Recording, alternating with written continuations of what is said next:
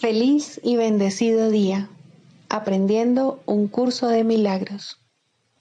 El secreto de la verdadera oración es olvidarte de las cosas que crees necesitar. Pedir algo específico es igual que ver el pecado primero y luego perdonarlo.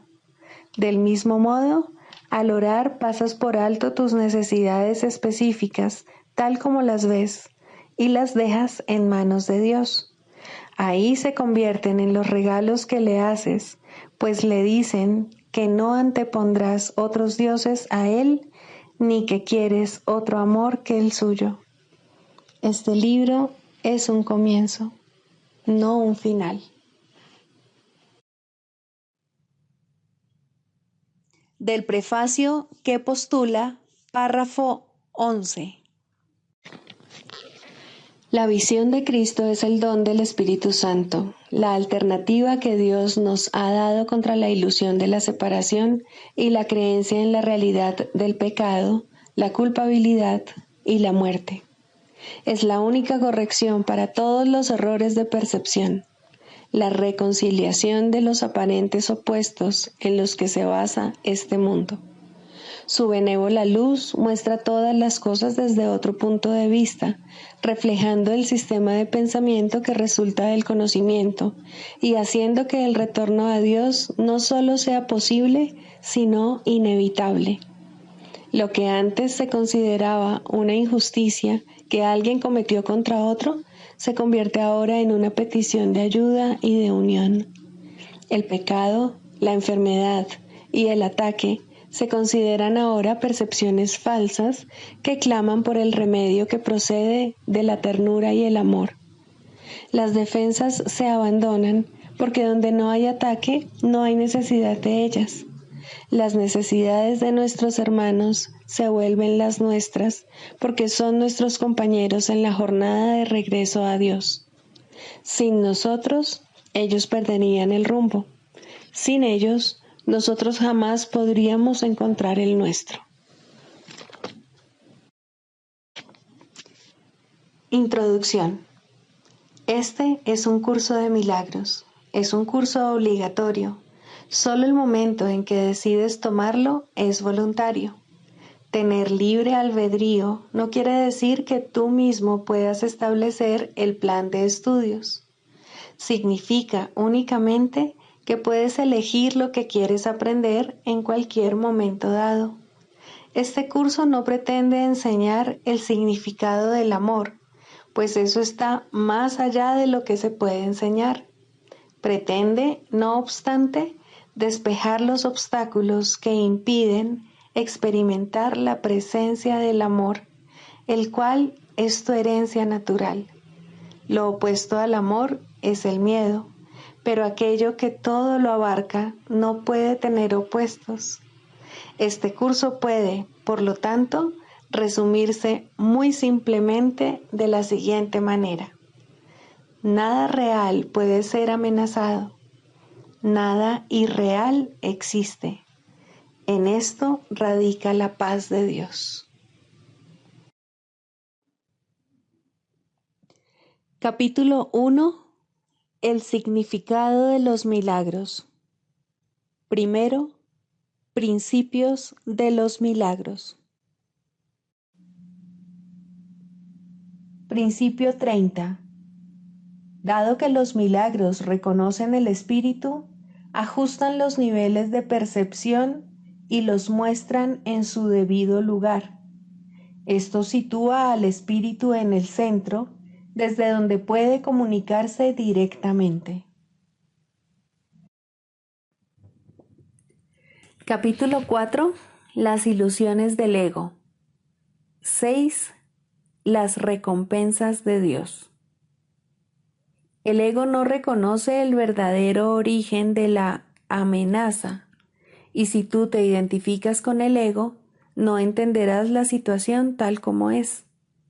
Lo único que le confiere al ego poder sobre ti es la lealtad que le guardas. Me he referido al ego como si fuera una entidad separada que actúa por su cuenta. Esto ha sido necesario para persuadirte de que no puedes descartarlo a la ligera y de que tienes que darte cuenta de cuán extensa es la parte de tu pensamiento que él controla. Sin embargo, no nos podemos detener ahí, pues, de lo contrario, no podrías sino pensar que mientras estés aquí, o mientras creas estar aquí, estarás en conflicto. El ego no es más que una parte de lo que crees acerca de ti. Tu otra vida ha continuado sin ninguna interrupción y ha sido y será siempre completamente inmune a tus intentos de disociarte de ella. En el proceso de aprender a escapar de las ilusiones, es imprescindible que nunca te olvides de la deuda que tienes con tu hermano. Es la misma deuda que tienes conmigo. Cuando actúas egoístamente con otro, repudias la gracia que esta deuda te ofrece y la percepción santa que produciría. La palabra santa puede usarse aquí porque a medida que aprendes cuán endeudado estás con toda la filiación, la cual me incluye a mí, te aproximas tanto al conocimiento como la percepción lo permite. La brecha que entonces queda es tan diminuta que el conocimiento puede salvarla y eliminarla para siempre. Todavía tienes muy poca confianza en mí, pero ésta aumentará a medida que recurras más y más a mí, en vez de a tu ego, en busca de consejo. Los resultados te irán convenciendo cada vez más de que esta es la única elección cuerda que puedes hacer. Nadie que aprenda por experiencia propia que cierta elección le brinda paz y alegría, mientras que otra le precipita al caos y al desastre, tiene más necesidad de persuasión. Es más eficaz aprender a base de recompensas que a base de dolor, porque el dolor es una ilusión del ego y no puede producir más que un efecto temporal. Las recompensas de Dios, en cambio, se reconocen inmediatamente como eternas. Puesto que este reconocimiento lo haces tú y no el ego, el reconocimiento mismo establece que tú y el ego no podéis ser lo mismo. Tal vez creas que ya has aceptado esto, pero aún no estás convencido de ello en absoluto. Prueba de ello es el hecho de que crees que debes escaparte del ego. Sin embargo, no puedes escaparte de él humillándolo, controlándolo o castigándolo. El ego y el espíritu no se conocen. Solo mediante la disociación puede la mente separada mantener vigente la separación. Una vez que ha hecho esto, niega todos los impulsos verdaderamente naturales, no porque el ego sea una cosa separada, sino porque quieres creer que tú lo eres. El ego es un mecanismo para seguir albergando esta creencia, pero sigue siendo únicamente tu decisión de usar tal mecanismo lo que lo perpetúa. ¿Cómo puedes enseñarle a alguien el valor de algo que él mismo ha desechado deliberadamente?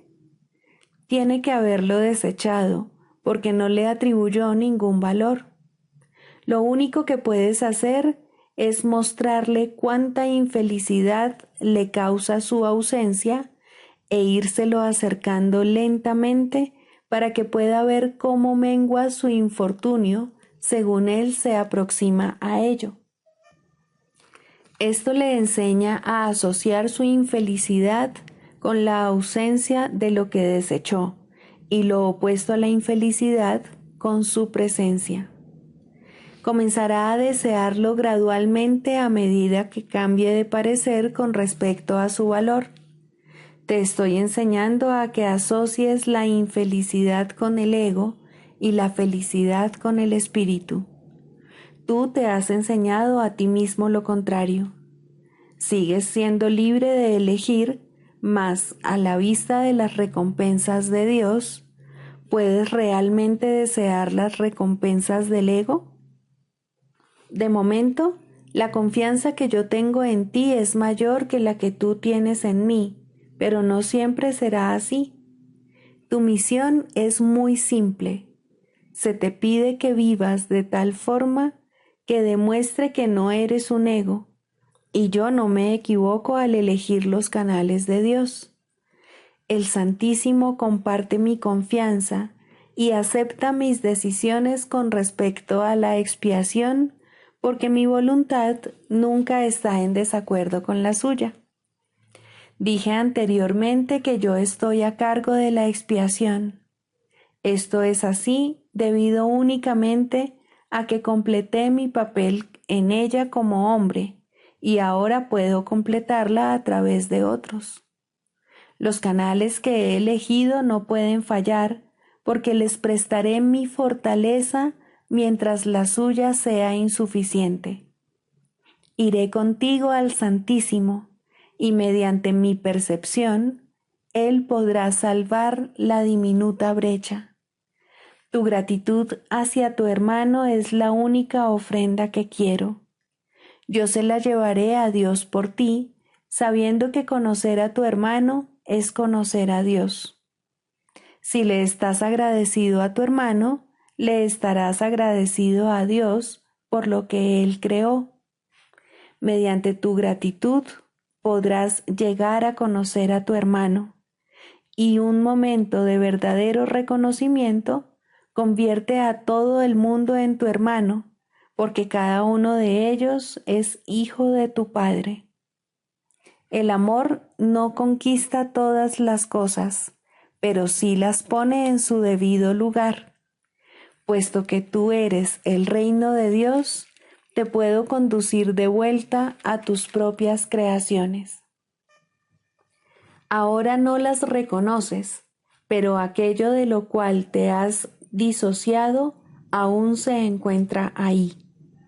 A medida que te acercas a un hermano, te acercas a mí, y a medida que te alejas de él, la distancia entre tú y yo aumenta. La salvación es una empresa de colaboración. No la pueden emprender con éxito aquellos que se desvinculan de la filiación, porque al hacer eso se desvinculan de mí. Dios acudirá a ti solo en la medida en que se lo ofrezcas a tus hermanos. Aprende primero de ellos y estarás listo para oír a Dios. Eso se debe a que el amor solo tiene una función. Libro de Ejercicios, lección 47. Dios es la fortaleza en la que confío. Si solo confías en tus propias fuerzas, tienes todas las razones del mundo para sentirte aprensivo, ansioso y atemorizado. ¿Qué puedes predecir o controlar? ¿Qué hay en ti con lo que puedas contar? ¿Qué te podría capacitar para ser consciente de todas las facetas de un problema y de resolverlos de tal manera que de ello solo resultase lo bueno? ¿Qué hay en ti que te permita poder reconocer la solución correcta y garantizar su consecución? Por ti mismo no puedes hacer ninguna de esas cosas. Creer que puedes es poner tu confianza en algo que no es digno de ella y justificar el miedo, la ansiedad, la depresión, la ira y el pesar. ¿Quién puede depositar su fe en la debilidad y sentirse seguro? Por otra parte, ¿quién puede depositar su fe en la fortaleza y sentirse débil? Dios es tu seguridad en toda circunstancia. Su voz habla por Él en toda situación y en todos los aspectos de cada situación, diciéndote exactamente qué es lo que tienes que hacer para invocar su fortaleza y su protección. En esto no hay excepciones, porque en Dios no hay excepciones. y la voz que habla por él piensa como él. Hoy trataremos de llegar más allá de tu debilidad hasta la fuente de la verdadera fortaleza.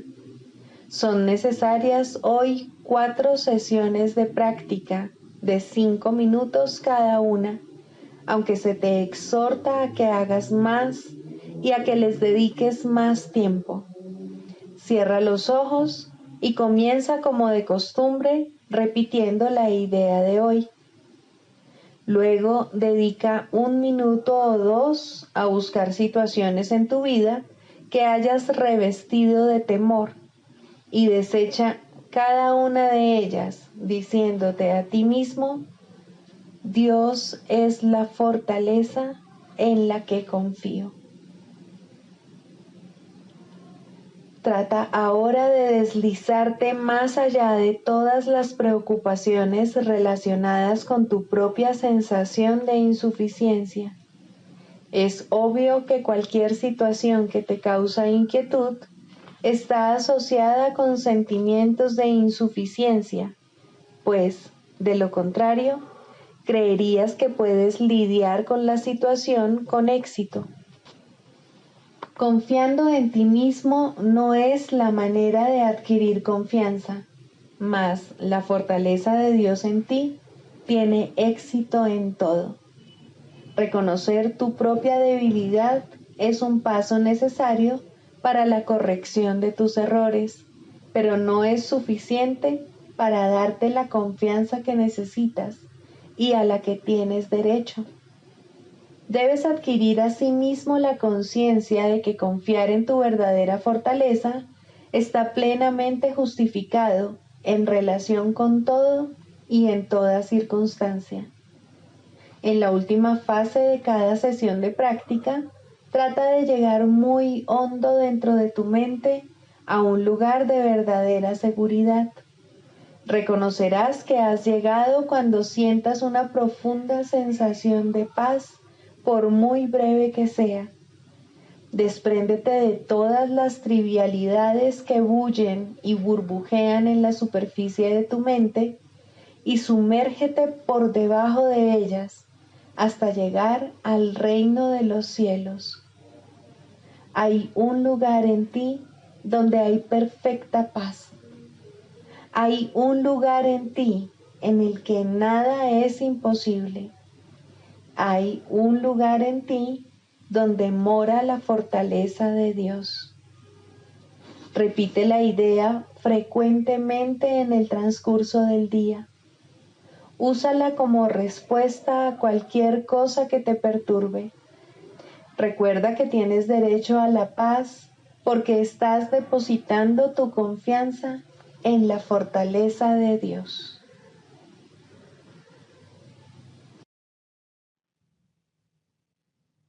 Del Manual para el Maestro, pregunta 4. ¿Cuáles son las características de los maestros de Dios? 6. Indefensión. Los maestros de Dios han aprendido a ser sencillos. No tienen sueños que tengan que defender contra la verdad. No tratan de forjarse a sí mismos. Su júbilo procede de saber quién los creó. ¿Y es acaso necesario defender lo que Dios creó? Nadie puede convertirse en un maestro de Dios avanzado hasta que no comprenda plenamente que las defensas no son más que absurdos guardianes de ilusiones descabelladas. Cuanto más grotesco es el sueño, más formidables y poderosas parecen ser sus defensas. Sin embargo, el Maestro de Dios acepta finalmente mirar más allá de ellas. Se da cuenta de que allí no había nada. Lentamente, al principio, permite que se le desengañe, pero a medida que su confianza aumenta, aprende más rápido.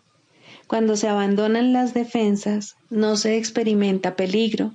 Lo que se experimenta es seguridad.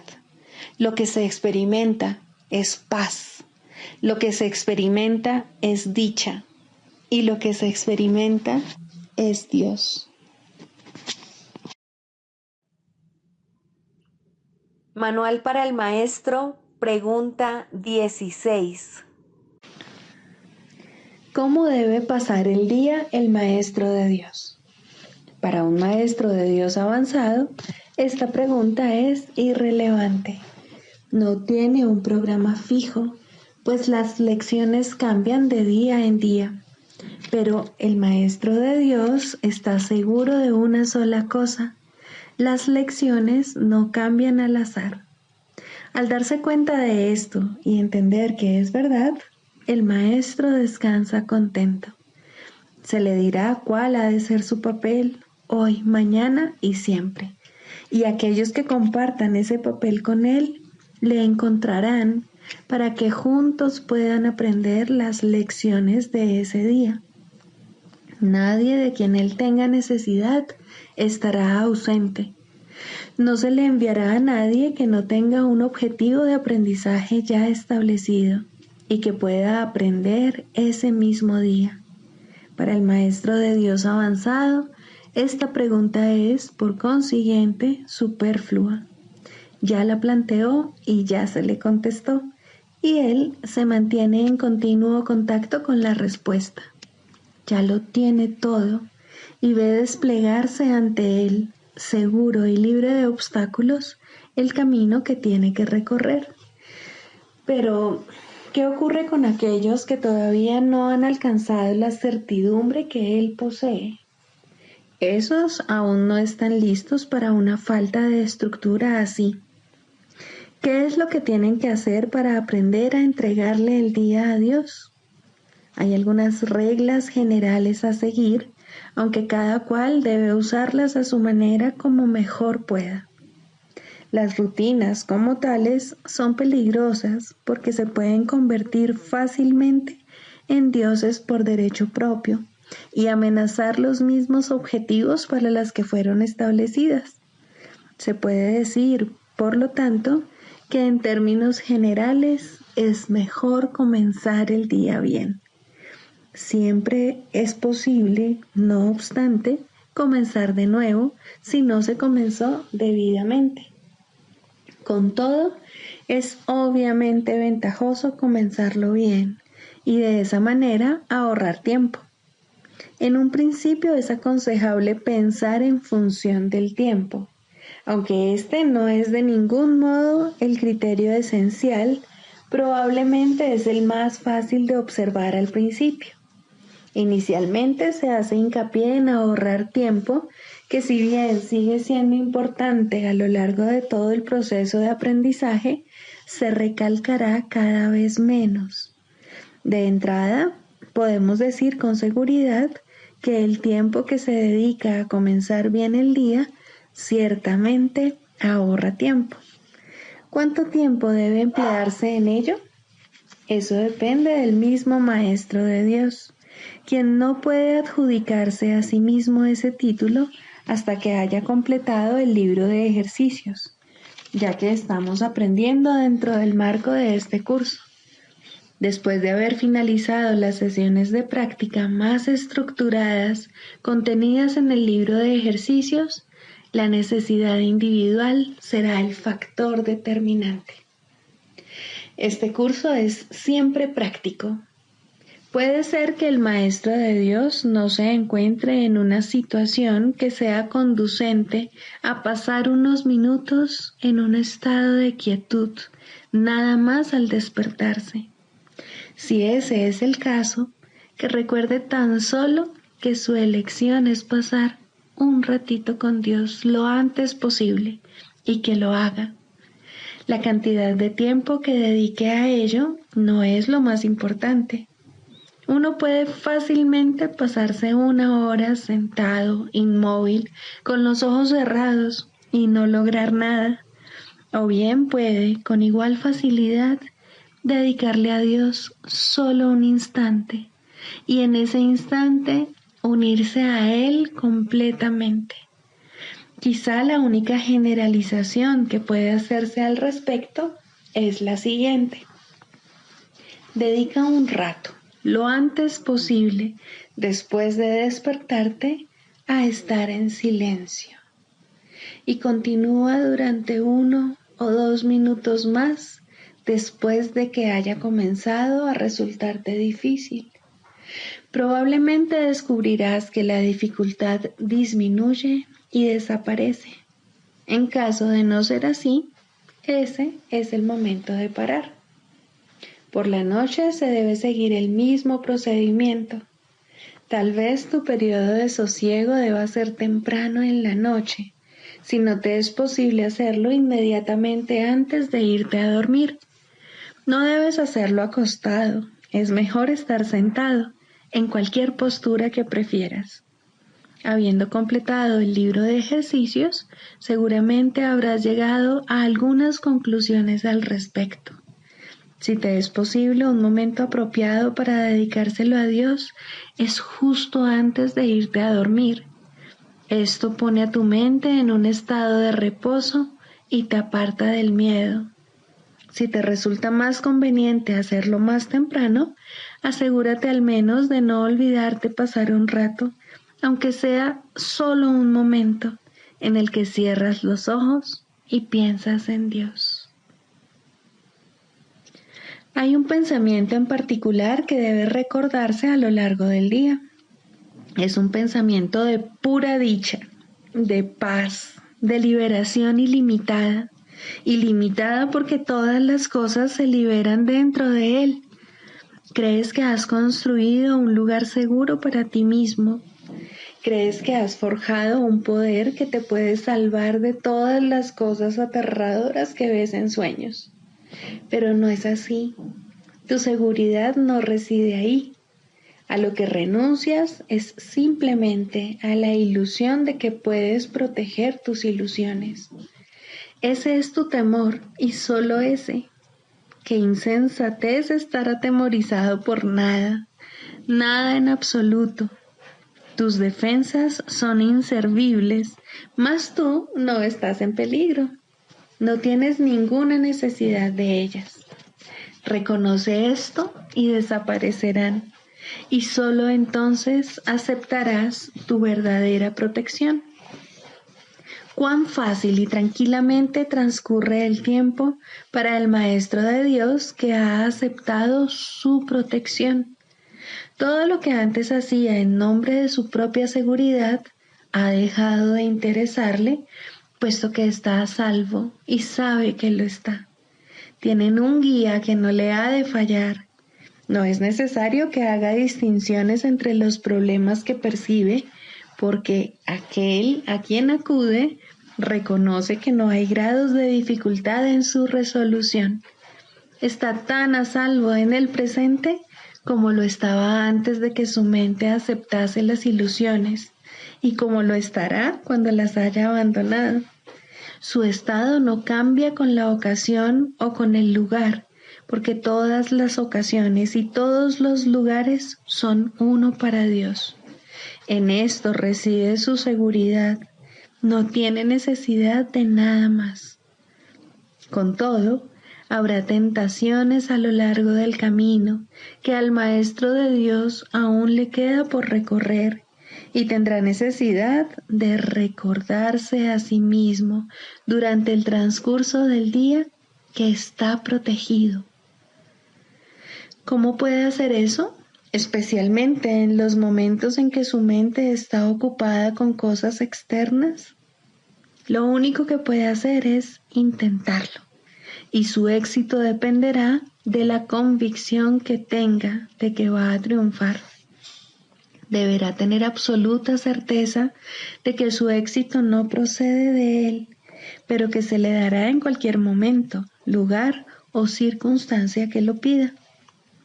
Habrá ocasiones en que su certeza flaqueará, y en el momento en que esto ocurra, el Maestro de Dios volverá a tratar, como antes, de depender únicamente de sí mismo. No olvides que eso es magia, y la magia es un pobre sustituto de la verdadera ayuda. No es suficientemente buena para el Maestro de Dios, porque no es suficientemente buena para el Hijo de Dios. Evitar la magia es evitar la tentación, pues toda tentación no es más que el intento de sustituir la voluntad de Dios por otra. Estos intentos pueden parecer ciertamente aterradores, pero son simplemente patéticos. No pueden tener efectos, ya sean buenos o malos, sanadores o destructivos, tranquilizadores o aterradores, gratificantes o que exijan sacrificio. Cuando el Maestro de Dios reconozca que la magia simplemente no es nada, habrá alcanzado el estado más avanzado.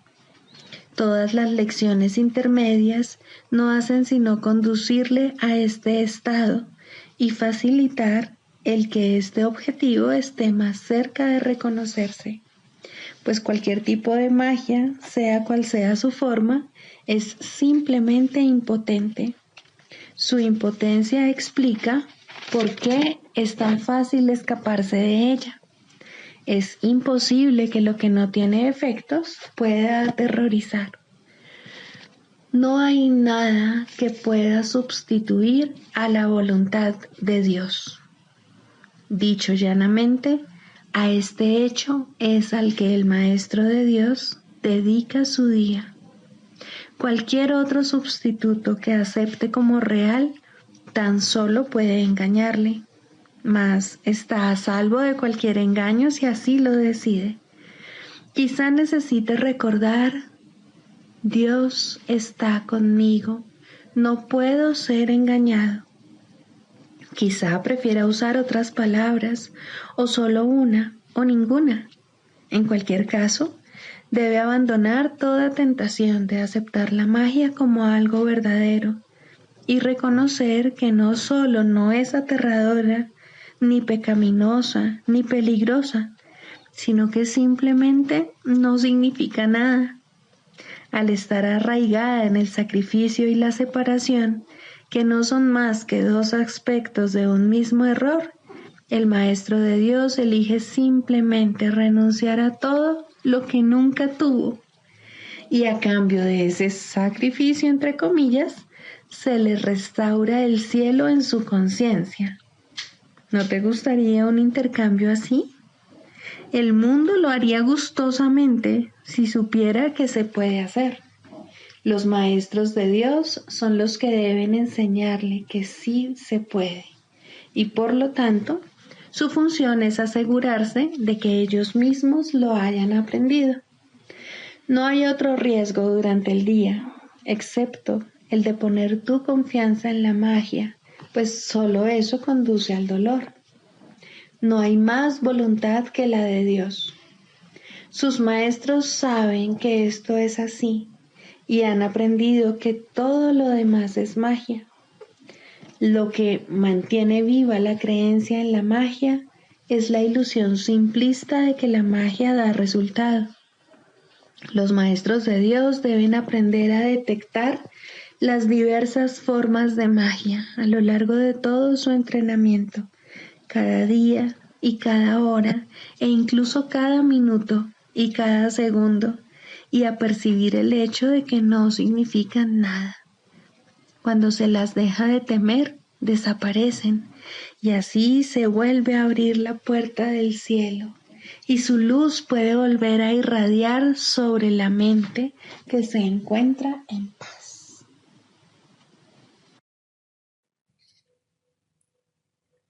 Clarificación de términos. Introducción. Este no es un curso de especulación filosófica, ni está interesado en una terminología precisa. Se orienta únicamente hacia la expiación o corrección de la percepción.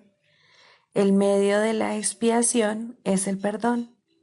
La estructura de la conciencia individual es esencialmente irrelevante, puesto que es un concepto que representa el error original o pecado original. Estudiar el error en sí no conduce a la corrección, si es que en efecto quieres tener éxito en poder pasarlo por alto. Y es precisamente este proceso de pasar por alto lo que el curso se propone enseñar. Todos los términos son potencialmente polémicos y quienes buscan controversia la encontrarán, mas quienes buscan clarificación también la encontrarán. Deben estar dispuestos, no obstante, a ignorar la controversia, reconociendo que es una defensa contra la verdad que se manifiesta en forma de maniobras dilatorias. Los argumentos teológicos como tales son necesariamente polémicos, ya que dependen de creencias y, por lo tanto, pueden ser aceptados o rechazados. Una teología universal es imposible, mientras que una experiencia universal no solo es posible, sino necesaria. Alcanzar esa experiencia es lo que el curso se propone. Solo cuando ésta se alcanza es posible la consistencia, porque solo entonces se acaba la incertidumbre.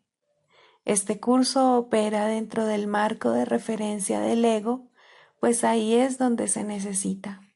No se ocupa de lo que está más allá de todo error, ya que está planeado únicamente para fijar el rumbo en dirección a ello. Por lo tanto, se vale de palabras, las cuales son simbólicas y no pueden expresar lo que se encuentra más allá de todo símbolo. El ego es el único que pregunta, puesto que es el único que duda. El curso simplemente ofrece otra respuesta, una vez que se ha planteado una pregunta. Dicha respuesta, no obstante, no recurre a la inventiva o al ingenio. Estos son atributos del ego. El curso es simple, tiene una sola función y una sola meta. Solo en eso es totalmente consistente, pues solo eso puede ser consistente. El ego exigirá muchas respuestas que este curso no provee. El curso no reconoce como preguntas aquellas que solo tienen la apariencia de preguntas, pero que son imposibles de contestar. El ego puede preguntar ¿cómo sucedió lo imposible? ¿A qué le ocurrió lo imposible? Y lo puede preguntar de muchas maneras, mas no hay una respuesta para ello. Solo una experiencia. Busca solo esta y no permitas que la teología te retrase. Notarás que el énfasis que el curso pone en las cuestiones estructurales es muy breve y solo tiene lugar al principio. Dicho énfasis desaparece muy pronto para dar paso a la enseñanza central. Sin embargo, puesto que has pedido aclaraciones, a continuación se ofrecen unas cuantas para algunos de los términos utilizados. 3. La práctica de la psicoterapia. Primero, la selección de pacientes. Todo aquel que se te envía es un paciente tuyo. Esto no significa que tú lo selecciones ni que escojas la clase de tratamiento adecuado, pero sí significa que nadie viene a ti por error. No hay errores en el plan de Dios. Sería un error, sin embargo, presumir que sabes lo que debe ofrecerse a todo el que viene. No te corresponde decidirlo. Hay una tendencia a asumir que se te llama constantemente a sacrificarte por aquellos que llegan. Esto difícilmente podría ser cierto. Exigir que te sacrifiques es exigir un sacrificio de Dios, y Él no sabe nada del sacrificio. ¿Quién podría pedirle a lo perfecto que sea imperfecto? ¿Quién decide entonces lo que cada hermano necesita? Seguramente no tú, que aún no reconoces quién es aquel que pide. Hay algo en él que te lo dirá si escuchas, y esa es la respuesta. Escucha. No exijas, no decidas, no sacrifiques. Escucha. Lo que oyes es verdad. ¿Mandaría Dios su Hijo a ti sin estar seguro de que reconoces sus necesidades? Piensa lo que Dios te está diciendo. Él necesita que tu voz hable por Él. ¿Podría ser algo más santo? ¿O ser un regalo mayor para ti? ¿Preferirías escoger quién sería Dios o escuchar la voz de aquel que es Dios en ti? Tus pacientes no necesitan estar físicamente presentes para que les sirvas en el nombre de Dios. Esto puede ser difícil de recordar, pero Dios no va a consentir que sus regalos para ti se limiten a los pocos que en efecto ves. Puedes ver otros también, pues la visión no está limitada a los ojos del cuerpo. Algunos no necesitan tu presencia física, te necesitan tanto y tal vez más en el instante en que se envían. Los reconocerás en la forma que pueda ser más útil para ambos. No importa cómo vengan, serían enviados en la forma en que sea más útil. Un nombre, un pensamiento, una imagen, una idea, o tal vez simplemente una sensación de estar llegando a alguien en alguna parte. La unión está en las manos del Espíritu Santo. No se puede evitar lograrla. Un terapeuta santo, un maestro de Dios avanzado, nunca olvida una cosa. No fue él quien hizo el currículo de la salvación, ni quien estableció su parte en él. Entiende que su parte es necesaria para el todo y que a través de ella reconocerá el todo cuando su parte esté completa. Entre tanto, debe aprender, y sus pacientes son el medio que se le ha enviado para su aprendizaje. ¿Qué otra cosa sino gratitud podrías sentir por ellos y hacia ellos? Traen consigo a Dios. ¿Rechazaría este regalo por un guijarro o cerraría la puerta al Salvador del mundo para dejar entrar a un fantasma? Que no traicione al Hijo de Dios. Quien lo llama está más allá de su comprensión, pero no se alegraría de poder responder cuando sólo así será capaz de escuchar la llamada y entender que es la suya.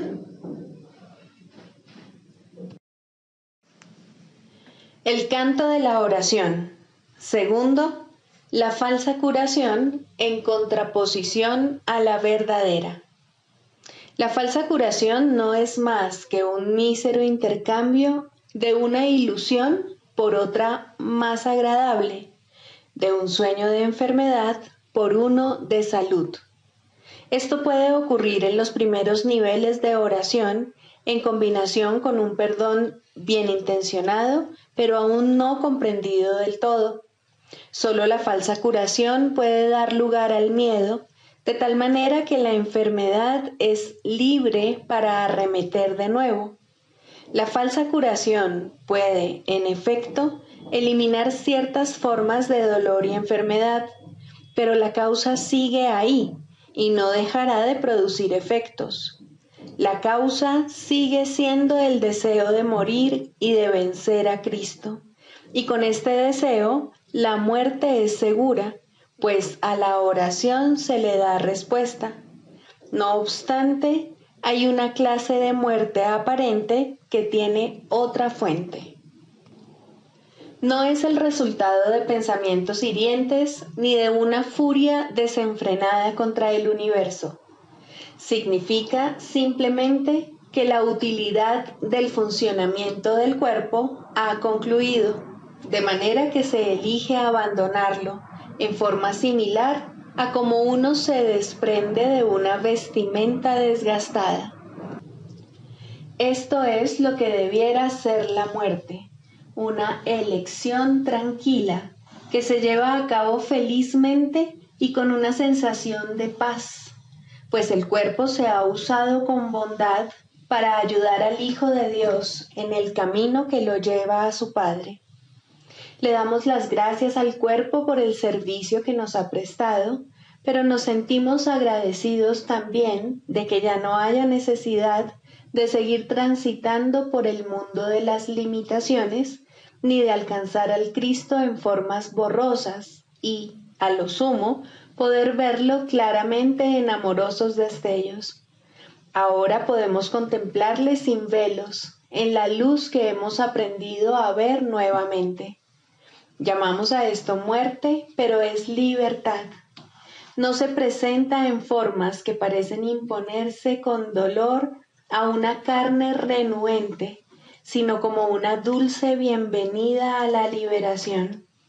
Si ha habido verdadera curación, esta puede ser la forma en que la muerte llegue cuando sea el momento de descansar por un rato de la labor gustosamente realizada y gustosamente concluida. Ahora nos dirigimos en paz a una atmósfera más despejada y a climas más suaves, donde no es difícil ver que los regalos que dimos nos fueron salvaguardados. Cristo nos resulta más claro ahora. Su visión es más sostenida en nosotros. Su voz, la palabra de Dios, más claramente nuestra. Este sereno pasar de un nivel de oración más elevado a un tierno perdón de las cosas del mundo solo puede recibirse con agradecimiento. Pero primero, la verdadera curación tiene que haber bendecido a la mente con amoroso perdón por los pecados con los que soñó e impuso sobre el mundo. Ahora sus sueños se desvanecen en un tranquilo descanso. Ahora su perdón viene a sanar el mundo y está lista para partir en paz, pues la jornada ha llegado a su fin y las lecciones se han aprendido. Eso no es muerte de acuerdo con el pensar del mundo, pues la muerte es cruel ante sus atemorizados ojos y se manifiesta en forma de castigo por el pecado. ¿Cómo podría entonces ser una bendición? ¿Y cómo puede dársele la bienvenida cuando se le debe temer? ¿Qué curación ha tenido lugar en semejante visión de lo que no es, sino la apertura del portal a un nivel de oración más elevado y a la dispensación de una amorosa justicia? La muerte es una recompensa, no un castigo, pero este punto de vista solo puede proceder de una curación que el mundo no puede concebir. No hay tal cosa como una curación parcial. Lo que solo intercambia ilusiones no ha hecho nada. Lo que es falso no puede ser parcialmente cierto. Si has sanado, tu curación es total. El perdón es el único regalo que puedes dar y el único que puedes recibir. La falsa curación se basa en la sanación del cuerpo, pero deja la causa de la enfermedad intacta, lista para arremeter de nuevo hasta que, en aparente victoria, provoca una muerte cruel. Se puede mantener a raya por algún tiempo y puede haber un breve respiro mientras aguarda para descargar su venganza contra el Hijo de Dios. Mas no se puede superar hasta que toda la fe que se había depositado en ella se deje de lado y se ponga en cambio en el sustituto que Dios ha provisto para los sueños malvados, un mundo en el que no hay un velo de pecado que lo mantenga en las tinieblas y desconsolado. Por fin las puertas del cielo se abren de par en par y el Hijo de Dios es libre para entrar al hogar que está listo para darle la bienvenida y que fue preparado antes que el tiempo fuese y que aún continúa esperando por él.